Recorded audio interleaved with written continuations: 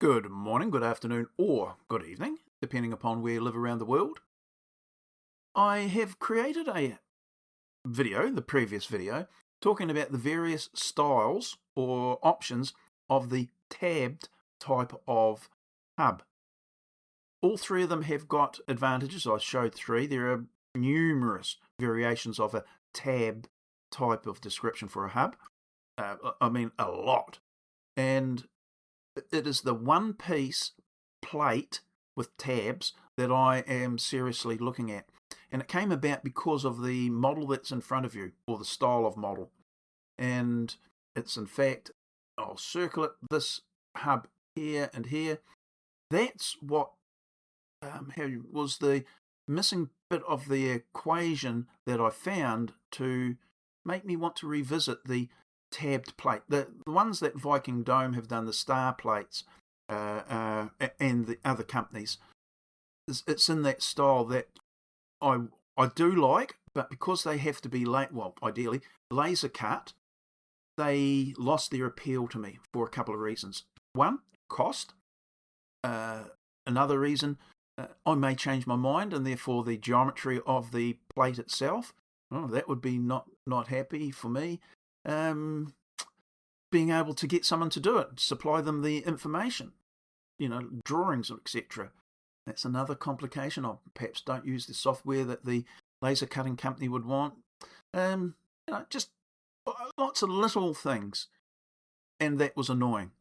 And then when I came across this rectangle based instead of hexagon based dome, I thought, because when I started looking at it, I realised that this is an 8-legged or strutted dome, or structure, not a 6. Now that wasn't the bit of the missing, the missing equation. It was the fact that if I look at it in two, how would you say? I look at it as if it is a cross there and a cross there. I go, that's a cross there and a cross there. That's a cross there and that's a cross there. I'm looking at one plate there with 4 legs, one plate there with 4 legs, and 2 plates here, each with 4 legs. That could be a little bit easier to construct. Now, I've been mentioning in the previous videos about the effective different heights of the struts relative to each other, and you can kind of see it here straight away where this strut appears higher than this one, because it is, effectively. The center lines, the surfaces, are true to each other, but for the dihedral angles that would have to be cut. But yeah, if I can make use of that dislocation, my first lot of plates can go on the lower 4 struts, and then the second layer can go on the higher strut. I could do too. I could make the plates 4 with 4 legs times 2, bolt them together, sit them in place. Wow! I could make it even a little bit easier. I could actually separate the plates because there is a little bit of discrepancy here. And I could put the plates with a small space between them, and then they effectively land on the 8 struts at the same time. It's almost like I've lifted up the struts to meet the plates, but I've actually created and moved the plates to meet the struts position. Sort of. Not quite true, but it's close for discussion purposes. So, what have I done here? Let's just have a quick, and I'm not going to go into any of the details of this. This is just an overview of this particular style. If you don't mind, once you get your eye into this sort of arrangement, let's get rid of that. It may be a bit of I may be assaulting or insulting your sensitivities to what you think a dome should look like. because this has got a rectangle here and a square up here, you might be going, it doesn't really look like a geodesic dome. But once you get past that, it is, if that's what you get to, that point you get to. So, and I'm at that point, I'm thinking, I can see the advantages of this. It does have the disadvantage that this area here is concave, not convex, but you get that in some style of domes anyway. Right, deep breath, David. So what I've done is, let's see, I created the, just got rid of something that shouldn't have been got rid of. Anyway, I have created the honeycomb. Where are the silhouettes? I got rid of that. So I created the honeycomb based on the structure that we looked at in the other domes, and then adulterated this area here. So this strut here, this strut here, this part of the honeycomb, that's identical to the previous style of dome. It is the same dome, but with a different arrangement of struts here. So these are identical, these are identical, and these are identical. So yay. And then I changed it to rectangle rather than hexagon, and it wound up with this honeycomb. I then put the silhouettes on it, and these are silhouettes of where the struts could go.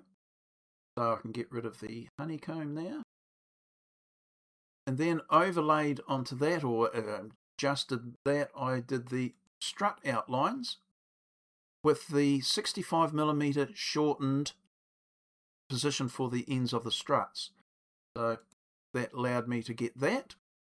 And from that, I just expanded the silhouette of just the outline of the shortened struts, and gave them depth, 50mm. The thickness, if you want to call it that, the depth is already 100mm this way. So that's why it's so much easier to create flat surfaces and change things into 3D, into thicknesses, or have thicknesses, than it is any other way, I'm going to suggest. So this is just much cleaner rather than using the silhouettes and then having to laboriously go through shortening the struts. The reason that you don't need to do that is that you may not use a hub structure like this. So by you're not following that, doesn't matter. You can expand the silhouette pieces individually to create the struts, because you may have a different construction for the hub here. That's why you do both. And it's dead easy. It's not like it's going to take you long to do. You'll be thinking, oh, geez, this is getting awfully complicated. No, it's not. It's a step-by-step process. Anyone that's ever built something will look at, say, okay, a house. And you think, oh, God, how do you build a house? Well, one piece at a time. Just the same way as you eat an elephant. One mouthful at a time.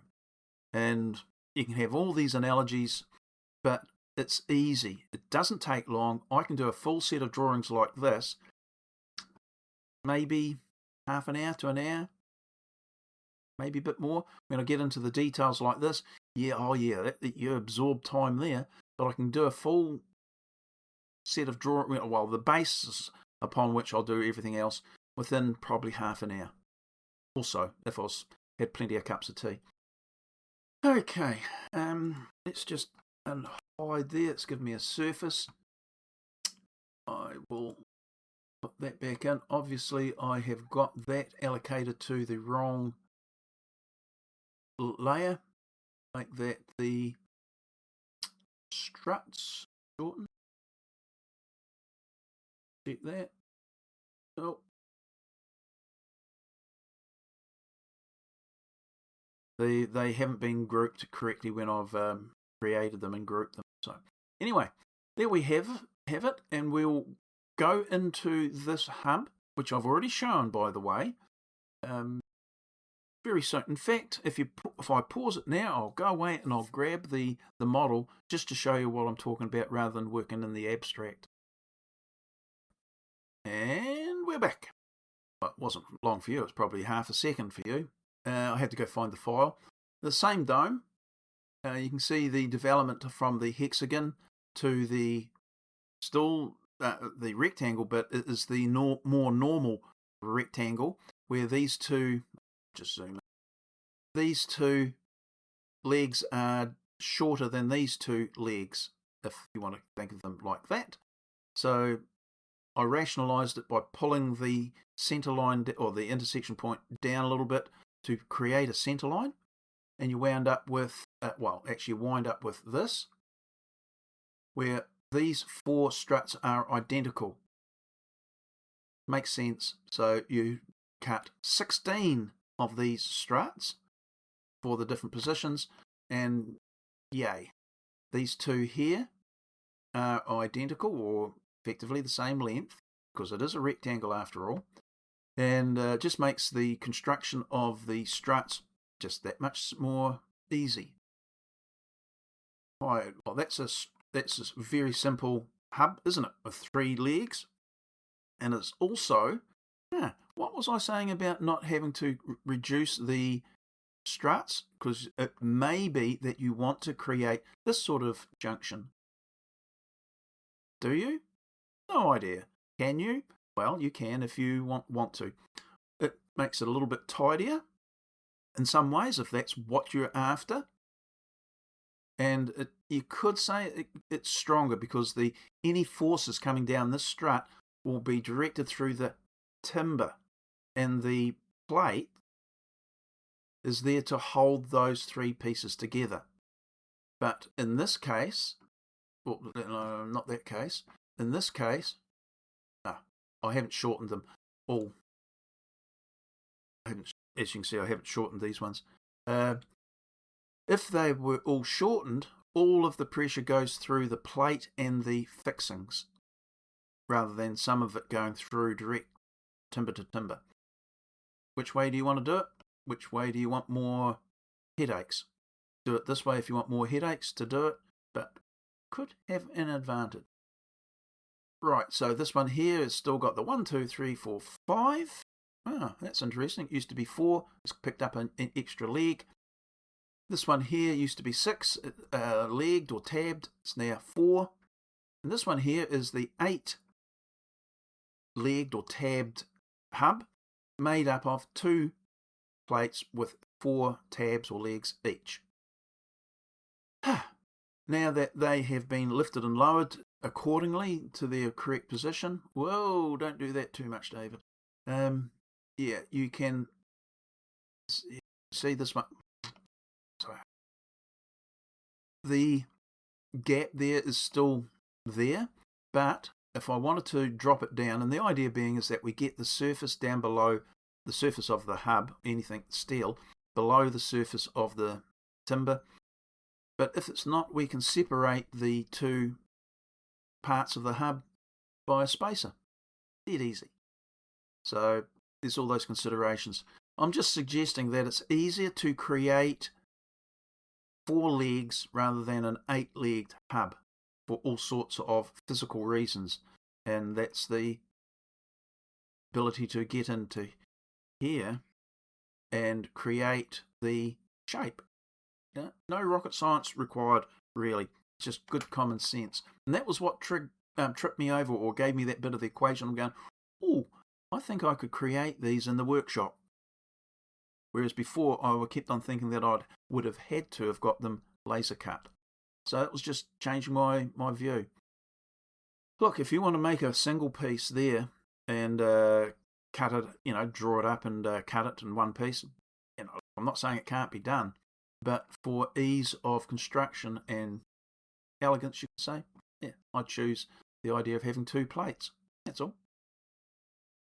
Right, so that was the reintroduction to what we're doing here. I'm just calling this titled Rectangle Dome because it kind of references this particular type of dome. Where we go from here, I'm not 100% certain. I may even look at dropping one of the... Go back up.